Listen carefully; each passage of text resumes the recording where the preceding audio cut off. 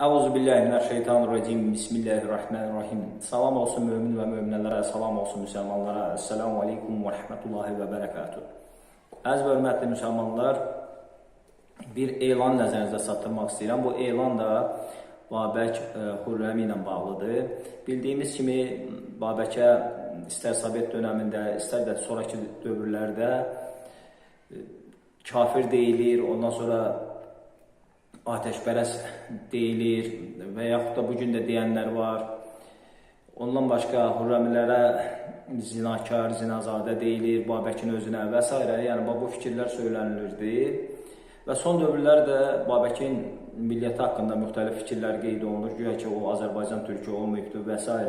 Mən bütün bu şübhələri darmadağın etmək üçün şübhələrə cavab vermişəm və Babək haqqında 10 ilə yaxın araşdırma aparmışam və Babək haqqında kitab yazdım ki, Babək müsəlman olub və bu kitabı 2 ilə yazdım və burada bütün suallara cavab verirəm. Babəkin müsəlman olmasını sübut edirəm. Babəkin bundan əlavə eyni zamanda müsəlman Əli şiəsi, Cəfəri olmasında sübut edirəm. Babəkin İmam Rıza əleyhissalamla görüşməsi, ona beyyət etməsi, dəlillə hamısını sübut edirəm. Babəkin heç də ateşpərəst, kafir və s. olmadığı da burada mənbələrlə sübut olunur. Mənbələr qədim ərəb, fars və s. mənbələrdir ki, hamısı dəlillə deyilibdir burada.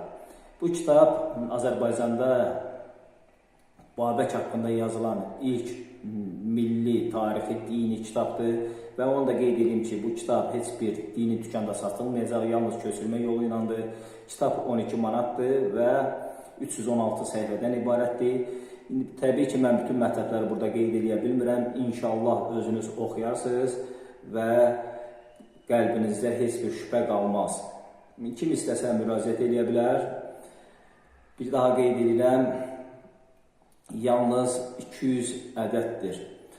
Esselamu aleykum və rəhmətullahi və bərəkatuhu.